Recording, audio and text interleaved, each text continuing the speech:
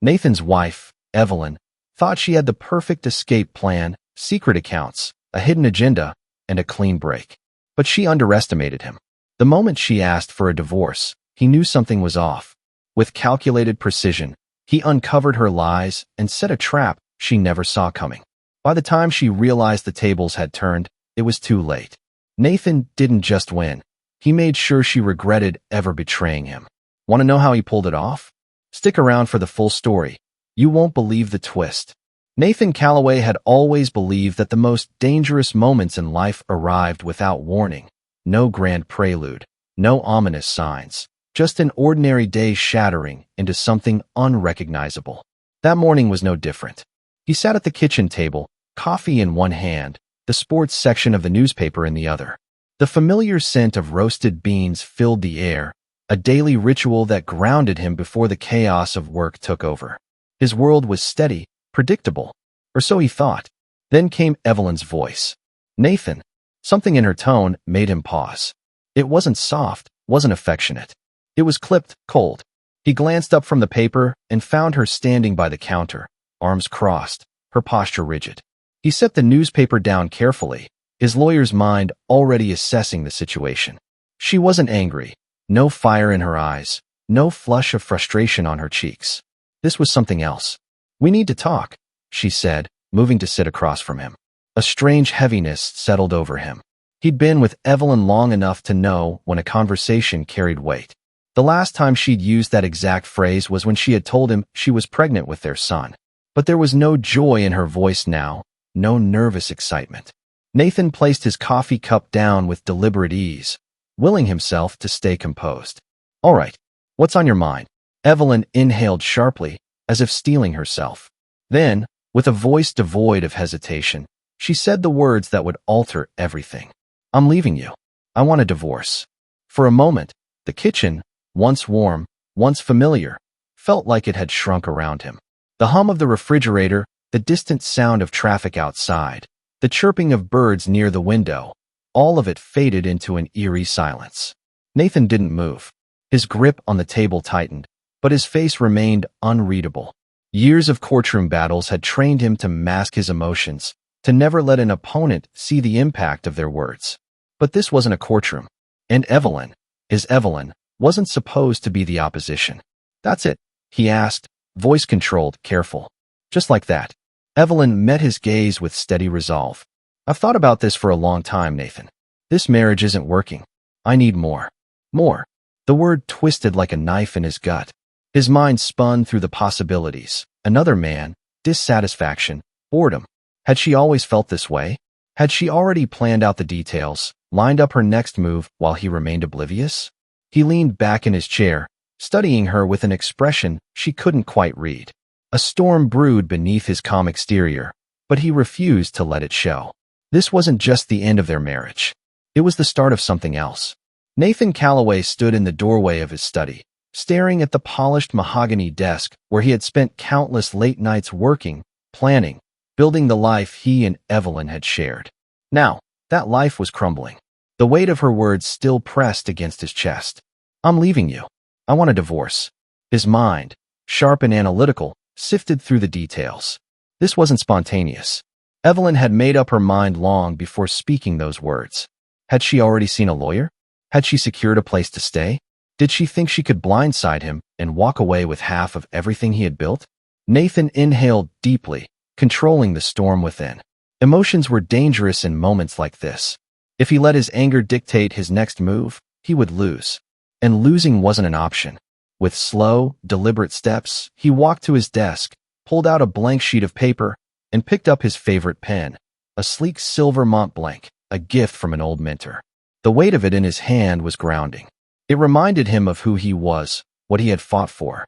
At the top of the page, he wrote, Dear Marcus Langley.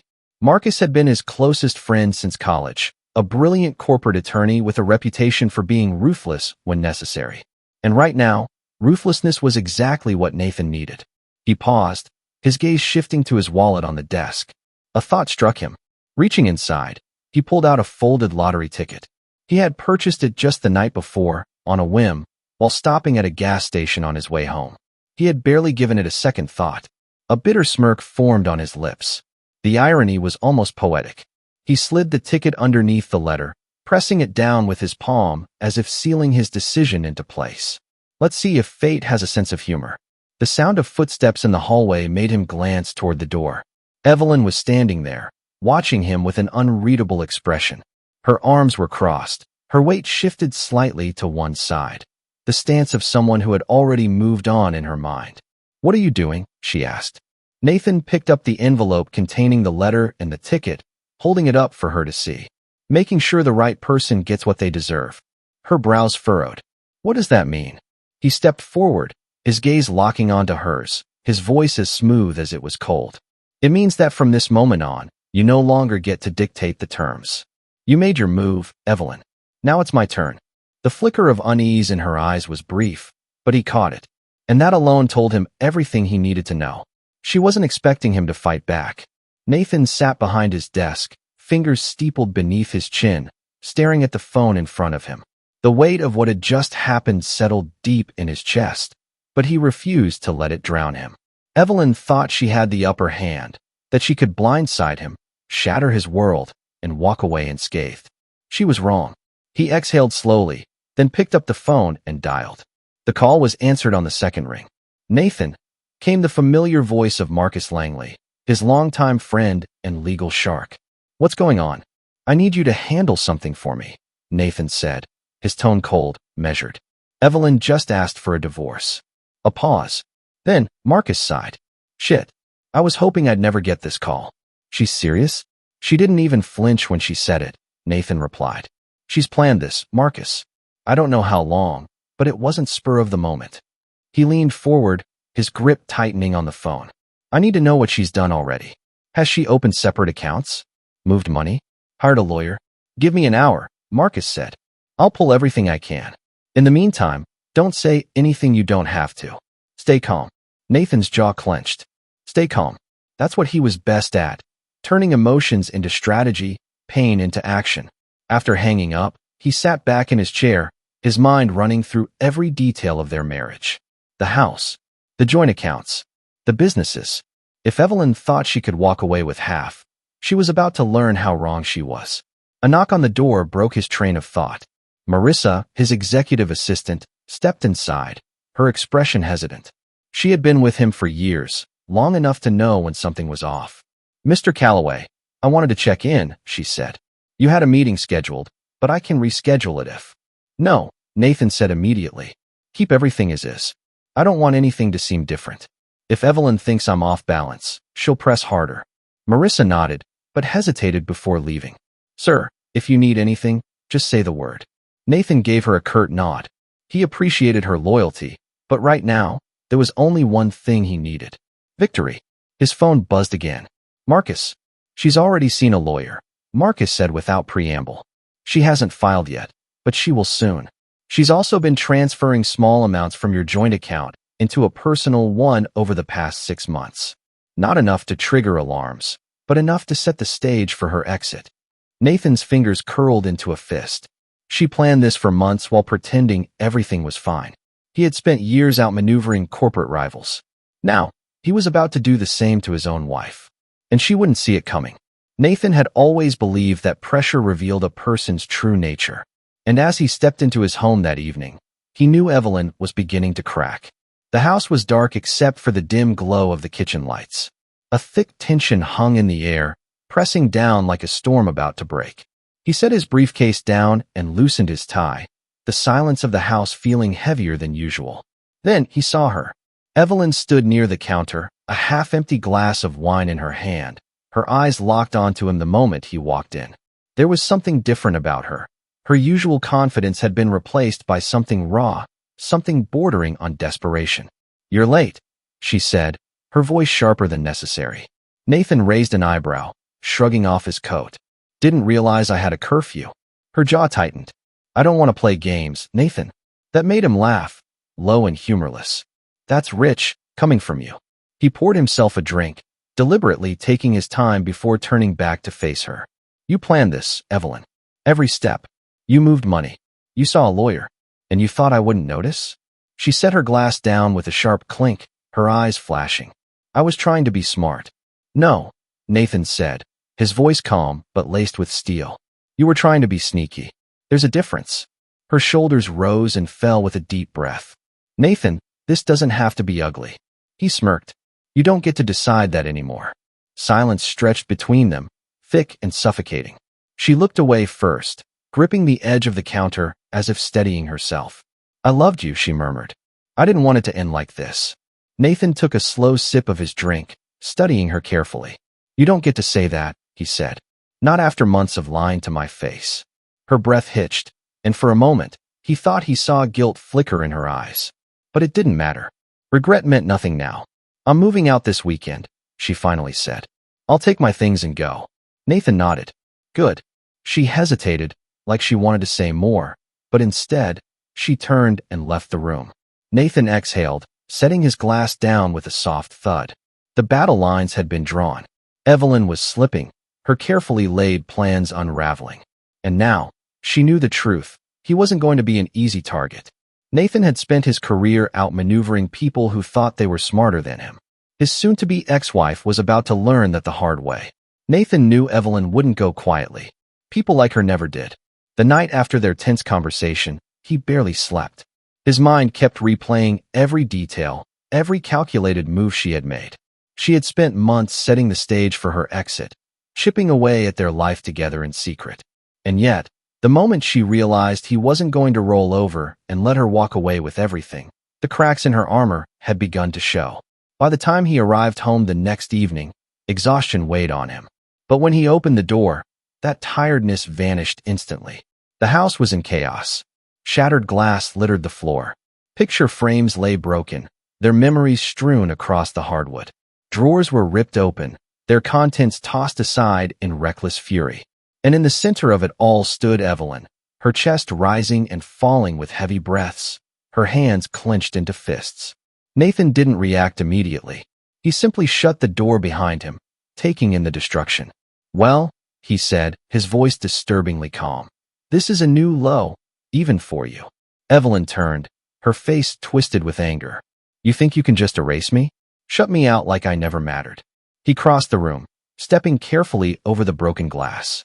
That's rich, coming from the woman who was sneaking money behind my back while smiling across the dinner table. She let out a bitter laugh, shaking her head. I did what I had to do.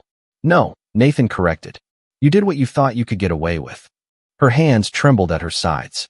I was never happy, Nathan. He tilted his head slightly. And yet, you stayed. You lied. You built your escape plan while pretending to be my wife. So don't stand there and act like you're the victim. Evelyn's breath hitched, her fury warring with something else. Shame, maybe, or the realization that she had lost control. I won't let you ruin me, she said, voice shaking. Nathan's lips curled into a slow, humorless smile. Evelyn, you already did that to yourself. For a long moment, neither of them spoke. The only sound was the faint hum of the refrigerator and the uneven rhythm of Evelyn's breathing. Then, Nathan pulled his phone from his pocket and held it up. She froze. You forgot about the security cameras, didn't you? He murmured. Her face drained of color. Nathan glanced at the screen. The footage was crystal clear, every broken item, every angry outburst, every second of her spiraling rage caught on film. This, he said, slipping the phone back into his pocket, is going to be very useful in court. And for the first time since she had uttered the words I want a divorce, Nathan saw it, true fear in Evelyn's eyes. Nathan sat in the cold, sterile courtroom, his fingers tapping lightly against the polished wood of the table. Across from him, Evelyn sat stiffly, her once pristine confidence reduced to a brittle facade. The tension in the room was thick, the air buzzing with unspoken resentment. The judge adjusted her glasses and looked over the documents in front of her. Mr. Calloway, we've reviewed the evidence presented. The security footage clearly depicts Mrs. Calloway engaging in destructive behavior, violating the temporary restraining order, and attempting to remove assets from shared property. Evelyn's hands tightened into fists in her lap, but she said nothing. Nathan didn't need to look at her to know that she was unraveling. The judge turned to Evelyn's lawyer. Given this, does your client wish to dispute the terms of the divorce settlement? Her lawyer leaned in to whisper something to her, but Evelyn barely reacted. She had already lost. Nathan could see it in her eyes, the realization that she had underestimated him, that her carefully laid plans had crumbled the moment she thought she had control. Finally, she exhaled, her shoulders slumping in defeat. "No," she murmured. "I won't fight it." Nathan sat back, satisfied. The judge nodded. "Then we'll proceed with finalizing the divorce under the agreed terms. The restraining order remains in place, and all financial restitution must be paid in full." With the sharp crack of the gavel, it was over. Evelyn stood abruptly and stormed out of the courtroom without looking back. Nathan didn't follow. She was no longer his problem. As he gathered his documents, Marcus clapped him on the shoulder. "You handled this like a damn pro." She never saw it coming. Nathan smirked. That was the point. By the time he returned home, a strange sense of emptiness settled over him. He had won. He had protected everything he built. But what now? He stepped into his study, poured himself a drink, and let the silence settle in. Then, the doorbell rang. Frowning, he set his glass down and made his way to the door. When he opened it, a man stood on the other side. A stranger, but not entirely unfamiliar. "Nathan Calloway?" the man asked. Nathan narrowed his eyes. "Who's asking?" The man exhaled and pulled an envelope from his coat pocket. "My name is Daniel Mercer. I was involved with Evelyn, and I think you should have this." Nathan took the envelope cautiously. When he opened it, his breath hitched. A cashier's check. A substantial amount. "I owed her nothing," Daniel said, his voice steady. "But I figured you deserved something. Consider it karma." Nathan stared at the check, then back at the man. A slow, satisfied smile curled at his lips. It seemed the universe had finally decided to even the score, and Nathan was just getting started.